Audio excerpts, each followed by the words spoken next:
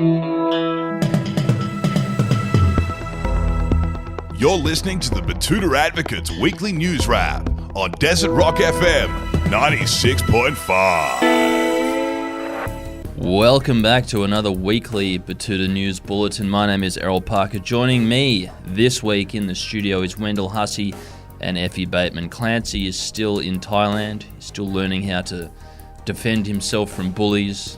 Still learning how to, treat his body better. He is learning how to defend himself from bullies. He's doing one of those fight camps and sending lots of pictures, but he hasn't been able to defend himself from the gastrointestinal issues that often come with a trip overseas.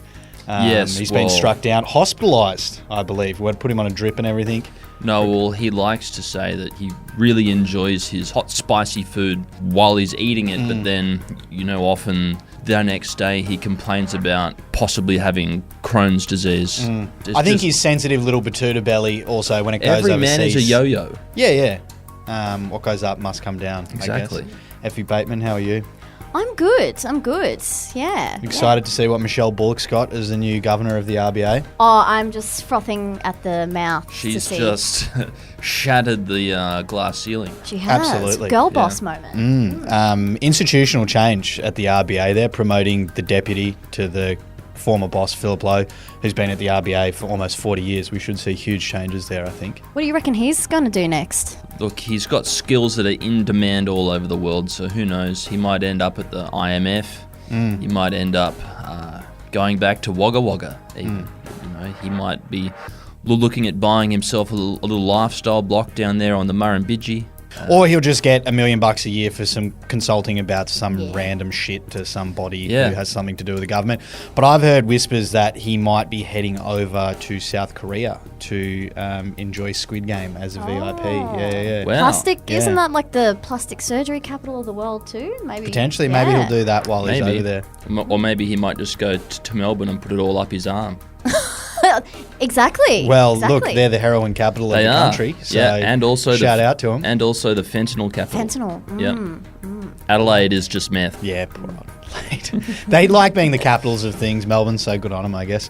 Anyway, should we kick off the news wrap for this week? Let's do it, mate. What's making news? Well, a groundbreaking report has come out confirming that changing a mate's name in a group chat after they've done something cooked is always funny and will always be funny. Yes, a study conducted by Betoota Polytechnic University on social trends has concluded that changing your mate's nickname on Messenger after they've done something really fucked always makes for a hilarious gag, Errol. Yes, that, and changing the group chat photo to an absolutely horrendous picture of your mate. Yes, this fun trend is regarded as the highest level of appreciation for a comedic scenario, whilst also ensuring said mate is reminded about it every time they open up the chat.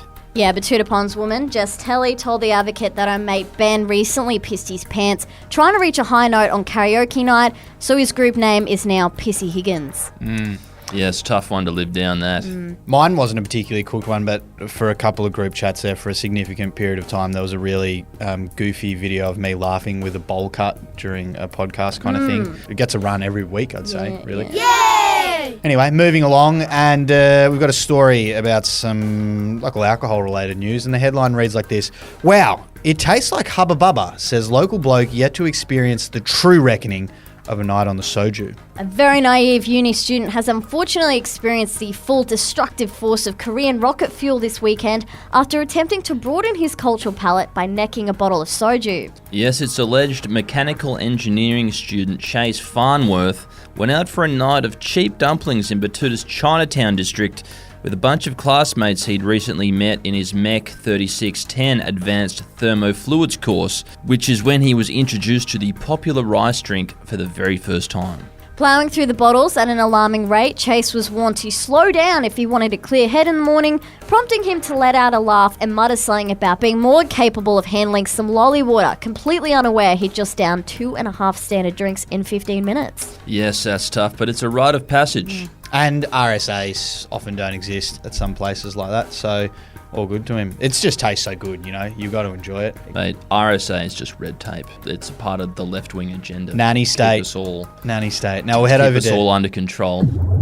We'll head over to England for our next story, and we've got a breaking report out of the Ashes with former English legend Alastair Cook saying he heard on the school bus that Alex Carey had 2 ribs removed so he could suck his own dick. Yeah, Alastair Cook has this week been forced into a second humiliating apology after accusing Alex Carey of another shocking act. This came 48 hours after airing some bullshit made-up claims against the Australian wicketkeeper, with the English legend coming under fire for spreading another completely false rumour. After accusing Carey of walking out on a barber without paying for his haircut, Cook followed up with another startling claim, stating Carey also had his 2 bottom ribs removed in order to suck his own dick. Yes, he said, and we have the recording here. Yeah, I heard some of the older boys on the bus saying that he legit had an operation so he could suck his own dick. And my older brother said it's 100% true. So crazy, hey?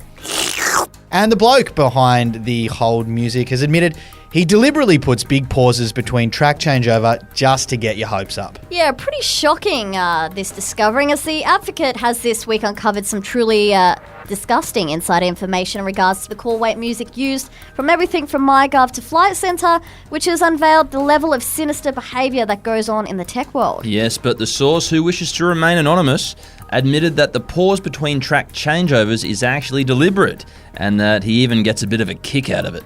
Yeah, he said, "Nothing makes me happier than thinking about all those poor idiots who think they've finally gotten online with an operator only to realise it's a track change." And he also added that he loves breaking up the music by putting in random operator messages to ensure the person listening is just unable to relax.